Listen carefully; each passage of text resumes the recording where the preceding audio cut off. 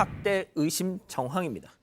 자, 생후 20개월 된 딸 아이의 시신을 이 아이스박스에 넣어서 방치한 엄마에게 이 구속영장이 신청됐다고 하는데, 자, 내용 일단 이 기자가 이 먼저 사건 내용부터 좀 정리를 해주죠. 네, 20대 부부였습니다. 이 남편과 아내 둘 다 20대였는데 이 사이에 20개월 된 딸이 있었습니다. 그런데 이 엄마 20대 여성의 가족이 이 두 부부가 사는 곳을 찾았다가 이 아이가 좀 심하게 학대당했다라는 말을 듣게 됩니다. 이 20대 엄마가 20대 자신의 남편이 평소에 학대를 했다 이런 말을 했는데 피해자가 없는 거예요. 20개월 된 아이가 안 보였어요. 그래서 이제 112 경찰에 바로 신고를 했는데 신고한 사이에 그 친부 아이의 아버지는 일단 도망이 간 상황이었습니다. 그래서 경찰이 와서 이제 집을 좀 뒤져보니까 이 앞에서 나온 것처럼 피해 아동, 이 숨진 아동이 숨진 채로 아이스박스에서 발견이 된 거죠. 그래서 이제 범죄로 전환이 된 거고 일단 경찰은 이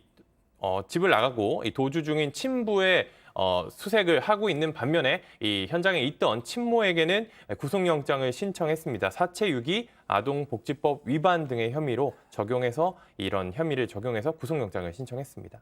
자, 앞서 지금 나간 그 영상 다시 한 번만 좀 보여주시죠. 자, 저게 지금 사건 현장 모습인데요. 그 해당 집의 욕실에 있는 아이스박스입니다. 저기 안에서 그 생후 20개월짜리 여자아이가 발견이 됐다는 건데, 자, 발견 날짜가 지난 9일 금요일입니다.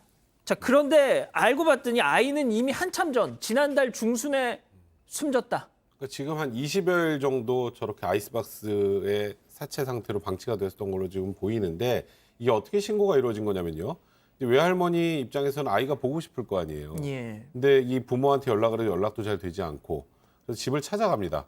집을 찾아가는데 문을 안 열어주는 거예요. 그러니까 거기에서 의심이 들어서 112에 신고를 했고요. 그래서 이제 저 친모는 경찰에 붙잡혔는데 그 사이에 친부는 도주를 한 겁니다.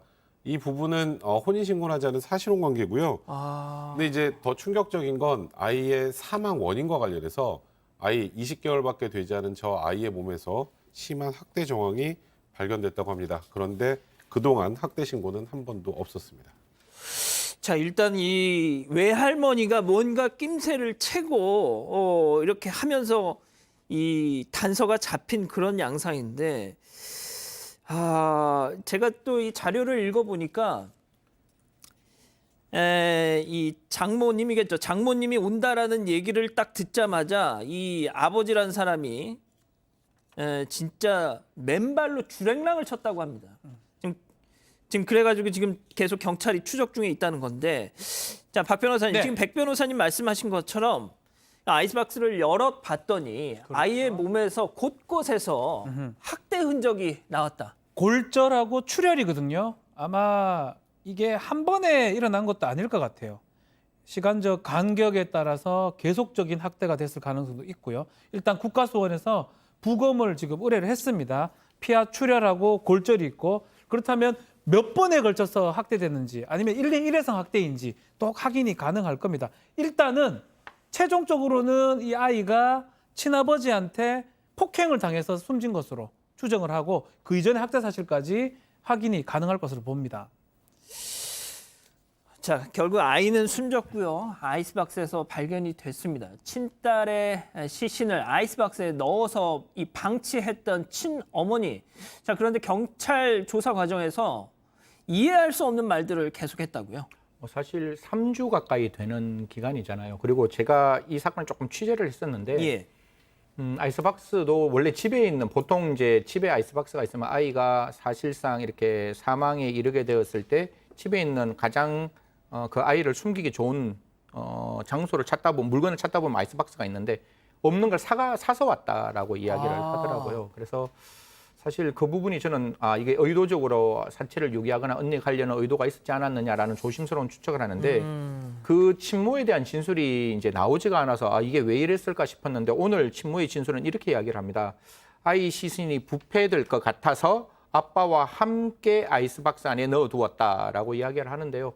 사실 20개월 아이의 친모에 대한 진술은 지금은 좀 불완전한 상황인 것 같아요. 그래서 저 말을 저대로 이제 믿고 보는 것이 아니라 분명히 지금 가장 중요한 거는 아까 말씀 주신 맨발로 주랭랑을 친 그 친부를 지금 빨리 체포하는 게 중요하고 친부의 진술을 확보하는 게 중요한 거니까요. 분명히 그 친모에 대한 진술은 진술대로 좀 우리가 챙겨놓고 친부에 대한 진술을 더 신속하게 받아야 할 시점이라고 생각합니다. 자, 이 친부라는 인간은 도대체 왜 자기 딸을 이렇게 폭행을 했다는 거예요? 일단 경찰 조사에서 이제 붙잡힌 친모의 이제 진술이 이제 확보가 됐는데 그 얘기를 들어보니까 자신의 남편이 술을 마신 뒤에 아이가 칭얼거린다라면서 이불을 뒤집어 씌우고 마주고 때렸다. 그리고 결국 아이가 숨지게 됐다. 이런 진술을 했습니다. 이게 지금 또 보니까 이불을 뒤집어 씌워서 때려 숨지게 했다. 백 변호사님, 이게 어떻게 이해를 해야 될까요? 뭐 단적으로 부모로서의 자격이 아예 없는 인간이죠. 저 그렇게밖에 표현해 드릴 수 없을 것 같고요.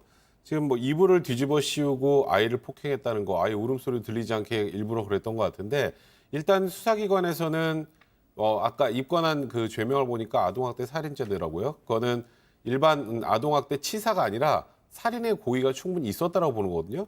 상식적으로 우리가 한번 생각을 해보죠. 생후 20개월 된 아이입니다. 그 아이를 이불을 뒤집어 씌우고 골절이 올 정도로 강한 폭행을 하면 아이가 사망할 거라는 건 충분히 예견하고 남죠. 예. 일단은 뭐 죄명 자체를 아동학대 살해로 해서 지금 수배 중인 상황이고 조속하게 검거를 해서 엄한 처벌이 반드시 좀 이루어져야 할 것 같다는 생각이 듭니다.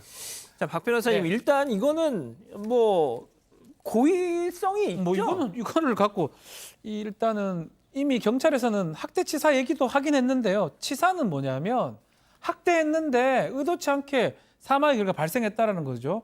20개월 생후 20개월 아이를 그 포대로 해가지고 했다? 그럼 당연히 죽는 걸 예상을 하죠. 살인의 고의가 있다고 봐야 되고요. 아동학대 살해죄가 적용될 가능성이 높고 일단 그거 말고도 저는 계속 얘기를 하지만 다른 곳에서 어떤 피하 출혈이나 그 시간적 간격이 다르다면 이미 이전부터 학대가 있었다면 그것도 아동 또 학대죄가 되는 거거든요.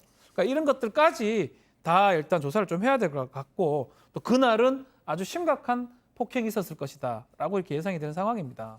이 사건 관련해서 아직까지 이제 경찰이 확인해주지 않는 내용들이 더 있습니다. 근데 저희가 아직 그게 확인이 되지 않았기 때문에 전해드리진 못하겠지만, 승현님, 네네. 일단 아이를 이렇게 때릴 정도면 그 친모에 대한 폭행, 뭐 이게 다른 가족 구성원들에 대한 폭행 같은 건 없었을까 하는 생각도 자연스럽게 들거든요. 한 세 가지 정도를 제가 이 사건을 보면서 좀 살펴봤는데 첫 번째는 친부의 입장에서 아까 저희들이 미필적 고의에 의한 살인을 조심스럽게 추단하고 있는데 보통 아이가 잘못해서 그냥 그 사망에 이르게 되면 친모나 친부는 그 자리에서 그냥 출석 주저앉아요. 그럼요. 그러지 않고 그냥 누가 신고하더라도 자기 책임을 그냥 감당하려고 생각하지 저렇게 주랭랑을 치지는 않거든요. 그래서 이 부분에 대해서는 분명히 미필적 고의에 의한 살인을 고민해봐야 되는 거고 이거는 지금 부검을 하고 있다고 이야기해요. 부검은 네. 세 가지를 밝히는 거죠. 누군지, 어떻게 죽었는지, 언제 죽었는지, 어떻게 죽었는지 좀 제대로 좀 살펴야 된다. 박지원 변호사님 말씀대로